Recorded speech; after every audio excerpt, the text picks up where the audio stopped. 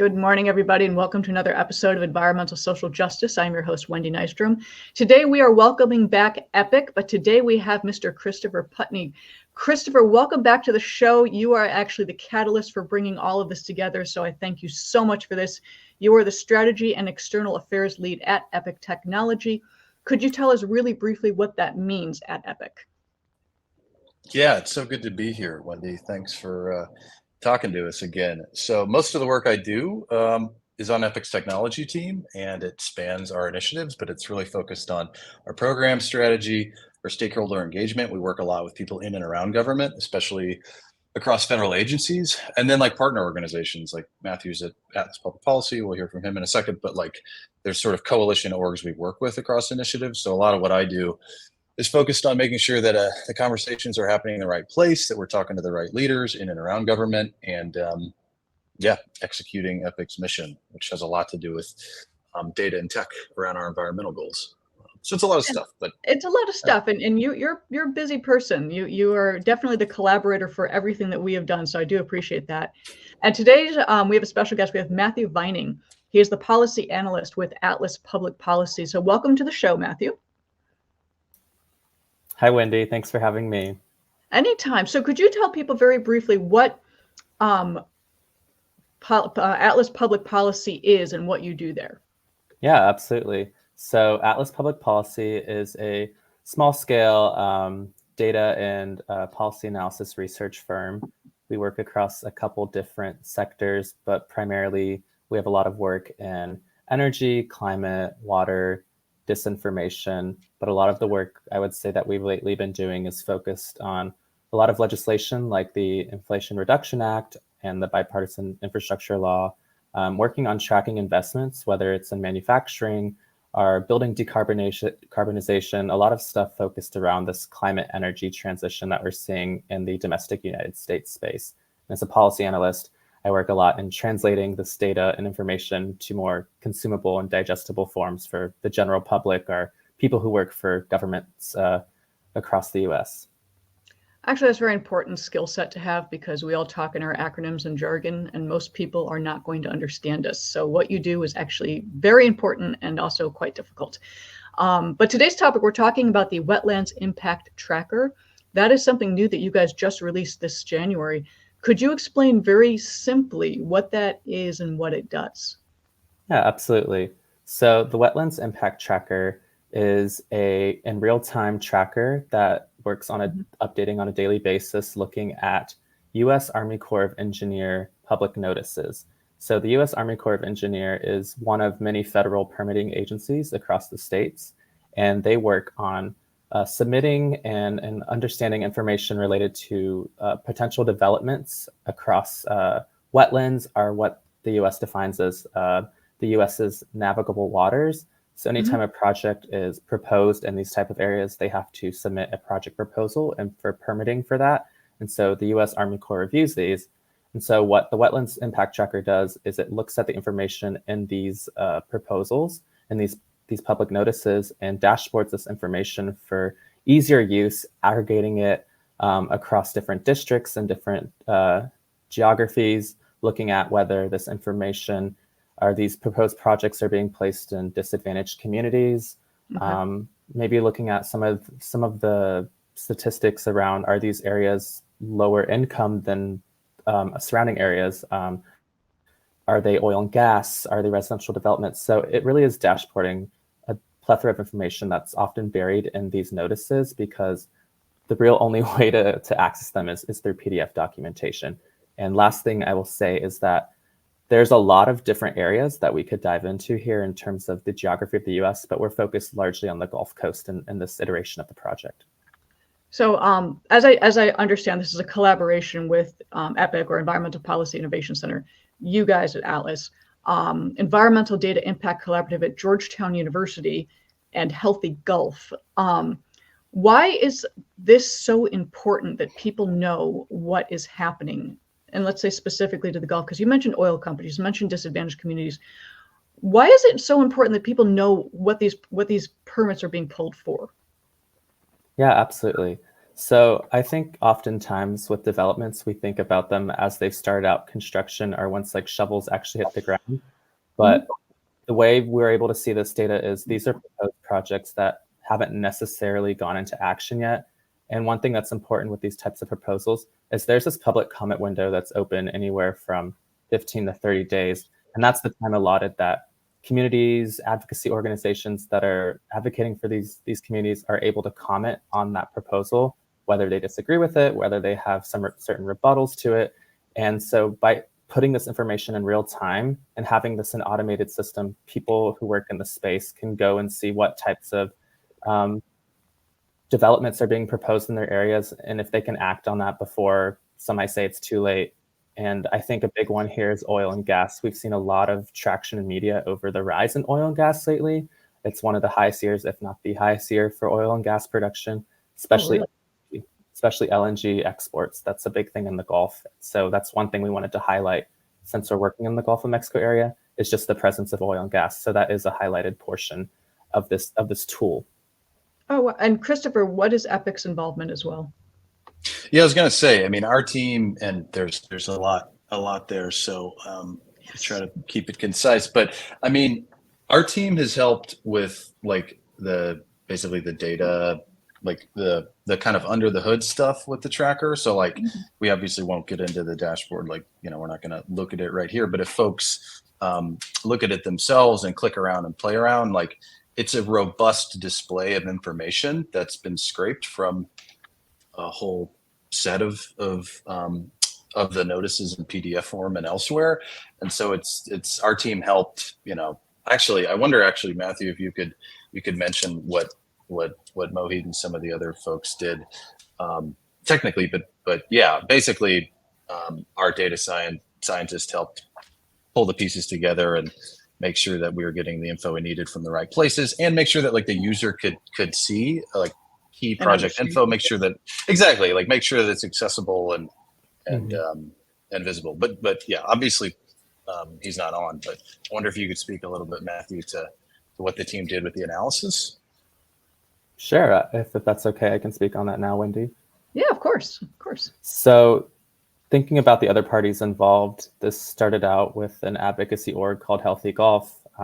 They work a lot by their name in the Gulf area.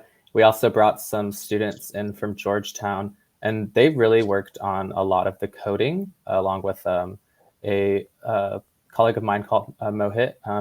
He also worked a lot with the coding with these students, and essentially coding can mean a lot of things, but what it is, it's designing a software that looks at the data and pulls out the most important fields, like who's proposing these projects, what is like the character of work, what actually is this project about, and how can we categorize these, and also how much acreage is being impacted. Are they losses? Are they null? Or are they actually restoration efforts? Because sometimes these projects can also be restoration efforts.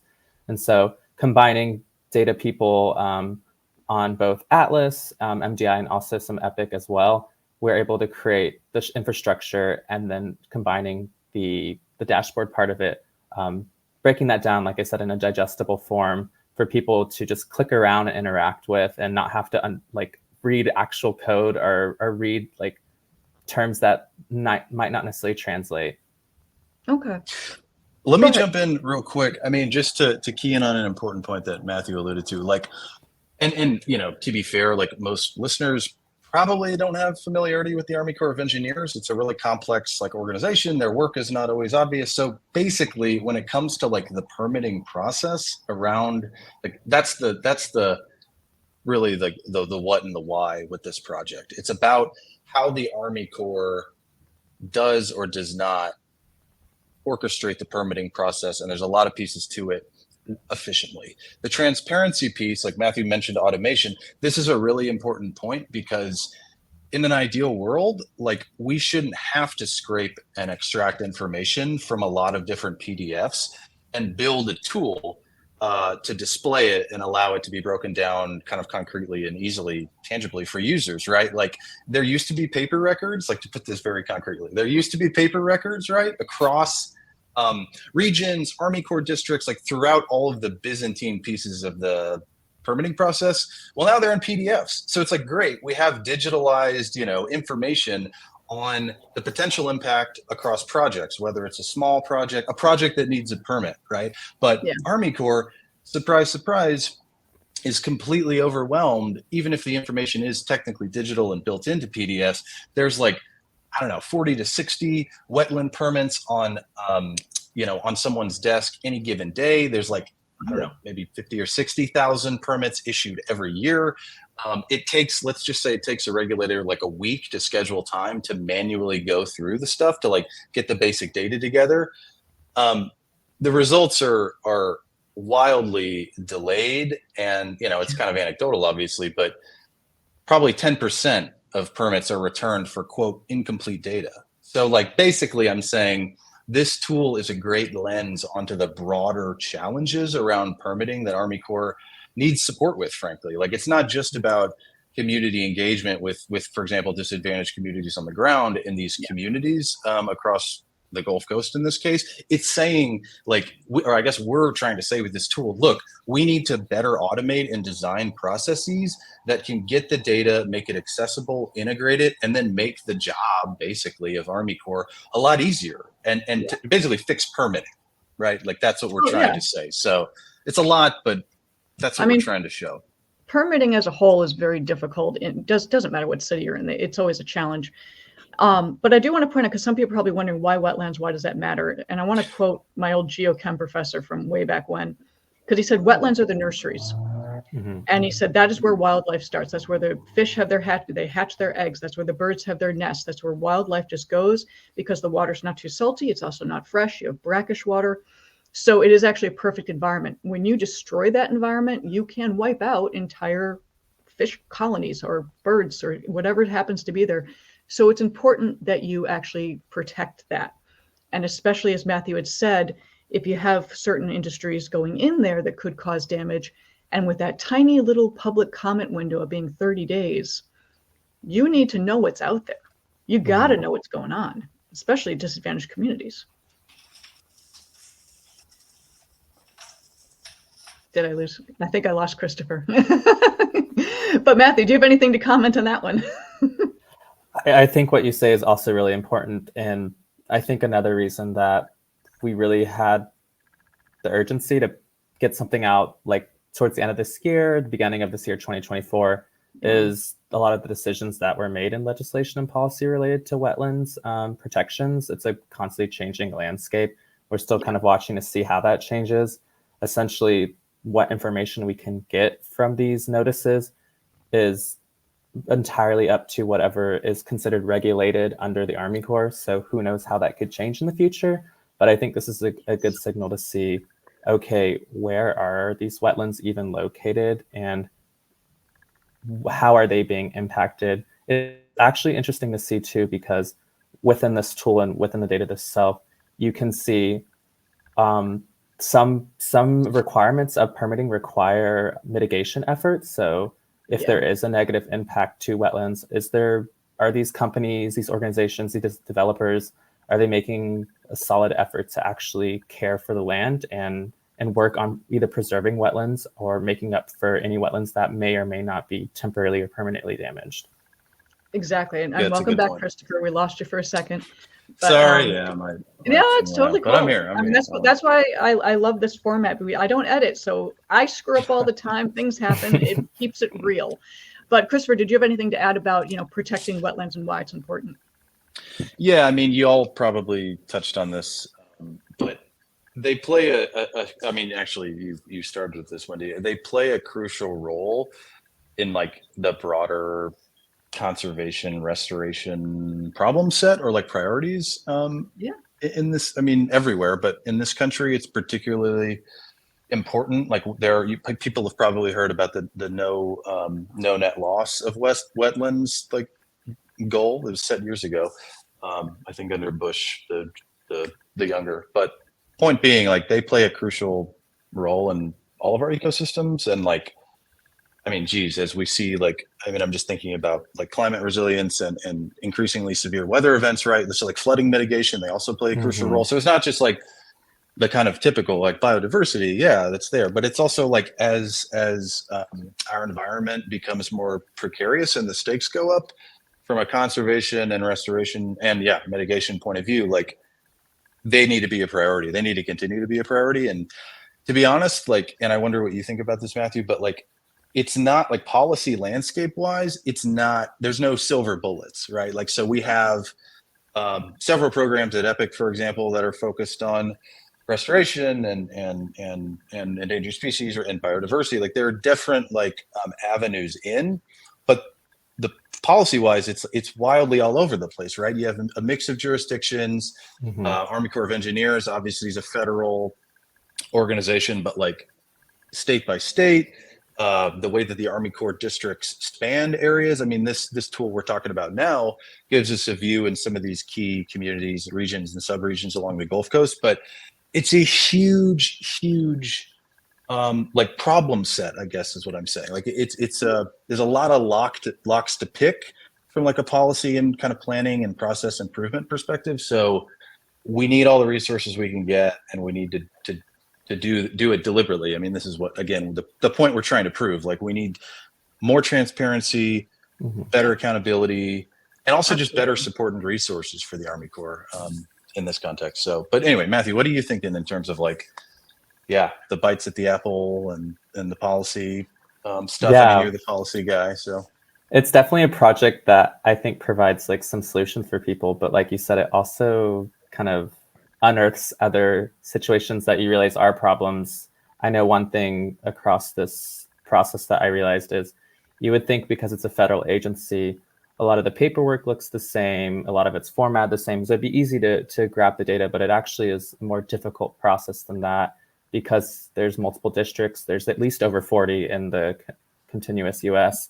Not every district files the paperwork, uploads the paperwork in the same way. Some of these notices are missing crucial information that could help identify more of the impacts, whether it's geospatial or whether it's how it intersects with the disadvantaged community. So it's a real process to try to take multiple sources. Here we had 4 different districts with across, and we even within districts had different ways of uploading the data and sorting it in a document. It's difficult to put something on a dashboard that aggregates that when the data itself is sometimes a little dispersed and not always easy to read. So I think that's one extra problem in Earth is hopefully, as Christopher was saying, this creates greater urgency and transparency with federal permitting agencies to create some consistent and cohesive system to getting data or getting information about what's happening in our homes, our backyards, our communities regarding developments. I think transparency is the most important thing we have out there. I mean, we're lacking it. And I think that the more that we are louder and you guys are louder and you guys keep building these technology platforms, we are going to make that change. And the consistency in the permitting, now that I didn't realize, that you can have one entity, but over different districts completely filed differently and also have missing information. What do you do when you run into that? Missing information or is completely done differently? Yeah, so within the permitting process itself, as far as I understand it, I'll speak on what I know. There are requirements for what you have to include in a permit, but it's not something where like you fill in a box or you fill in a blank of like, make sure you include this, this, and this. And the way that we collect the data uses like grabbing the text or uses artificial intelligence, otherwise known as AI, which is like a prompt. So essentially what you could think about AI, and this is how I understand it in like easy layman's terms, because I'm also not an AI expert, is you ask a question and it has this artificial brain that you train it to spit out an answer. And so the way we use it here is we might ask like, describe what this 6-page document says in 5 sentences. And so if awesome. The documentation is not consistent across, it's hard for AI and for the technology behind it to make a consistent response. And that's something we had to troubleshoot many times throughout this. Wow, good. That seems cumbersome. I mean, it is. Yeah, I mean, that's really, that's the rub, right? It's like across the permitting, process, like regardless of the particular project, we need better automation to help us like see what's what. Because you can't do it one by one. You can't just read them one. It's impossible. No. Oh, it's so, and it's also, by the way, like incredibly at times esoteric and just impenetrable. Like the information in a lot of the permitting documentation and even public notices is not exactly, straightforward. So it's probably by design. Yeah. Sometimes I even have trouble reading it. They'll say like this many acres is being impacted, but also impacted this way. And it's like, okay, wait, so what's the total acreage and what's the breakdown again? So it really is up to who's typing out and filing these permits, how these documents are organized before being published. So it's a lot of different factors. And I think also even maybe I would say human error, because it is typing up a document, like if you're going to Word and filling in, like answering a question in an open response. So that's a really important point. Honestly, it's worth emphasizing. Like, there are, totally under-resourced, overworked folks across Army Corps organizations who do not have, again, they're manually taking information, extracting it, putting it into appropriate databases. Like, again, this is a place where a re-engineered process that's focused on automating how we get info from where and how it's accessed and leveraged, like to shorten those timelines and to show us, by the way, the crucial question around like project size and impact, right? We call this an impact tracker because when it comes to, the wetlands example, like it doesn't have to be wetlands, but wetlands are a great one.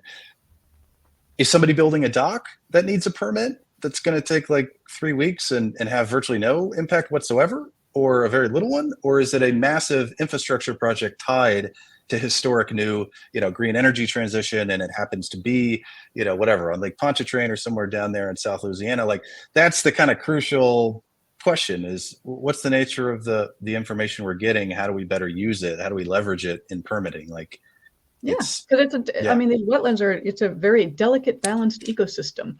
So people need to understand, you can even disrupting the water table, disrupting a soil profile, you can actually cause some damage, and you need to be careful about that. And that transparency needs to be done. Matthew, if people wanted to get in touch with you, what would be the best way in case they wanted to get involved or volunteer or help? Yeah, absolutely. Within the dashboard itself, I guess we can link this after the show. But there's an opportunity on there for contact if you have suggestions on types of information we can make public that people need related to wetlands and the permitting process, or if there's other type of data you think would be useful. We've had different comments like, this is all permitting, but it'd be nice to see in the same geographic area where permits are being placed, where have wetlands actually been lost already, and are they being placed in similar areas where there's already wetland loss, or are they exacerbating wetland loss? So they can comment there, and also atlaspublicpolicy.com. We have our contact there. My personal contact is Matthew with 2 T's, .Vining, V as in Victor, INING, @atlaspolicy.com. Fantastic. And Christopher, if someone wanted to get in touch with 𝐓𝐫𝐸 or you or Gabriel, what's the best way to get in touch? Yeah, so for all things 𝐓𝐫𝐸 and what the technology program is working on right now, y'all can just go to policyinnovation.org. And we have a lot of content and updates on the program and so forth there. I was actually going to say, though, Matthew, if folks want to check out the tracker itself, climateprogramportal.org/wetlands-impact-tracker. I know that's a long one, but yeah, we'll put that in. It'll put that in. Yeah. Great. Let's link to it. We will link to that. But the importance. Going back to the wetlands and the fact it's the nursery. I'm going to pull back on my insurance background because I worked in environmental insurance for 20 years, and I remember that there was language in the policies that the natural resource damages, if you cause natural resource damages, it was treble clause damage or treble damages, meaning if you messed up 1 acre of wetlands, you had to replace 3 acres. That's pulling back many years. Maybe it's out of date, but I remember that thinking if you screw up 1 acre or 1 foot or 1 mile, whatever it is, you had to replace it with 3. And that is important for people to know that this is not something to play with. You have to be very careful. And having information that Matthew provides, that 𝐓𝐫𝐸 provides, That is important information. So thank you, Matthew. This is incredibly important data. Christopher, thank you again for your time. Thank you for organizing this. I mean, this is wonderful news. Thank you for Thanks giving for us the having platform, us. Wendy. Anytime, Yeah. anytime. So guys, please check out EPIC, EPIC, policyinnovation.org. Please check out Matthew Vining. He is with Atlas Policy. Matthew, what was your organization's email website again? It's just atlaspublicpolicy.com. .com. Okay. atlaspublicpolicy.com. I wasn't sure if you were an org or a com. So thank you guys both for your time. Very important work that you are doing. We will catch you soon. I am Wendy Nystrom, your host with Environmental Social Justice. We'll catch you next time. Take care. Thanks, Wendy. Thanks.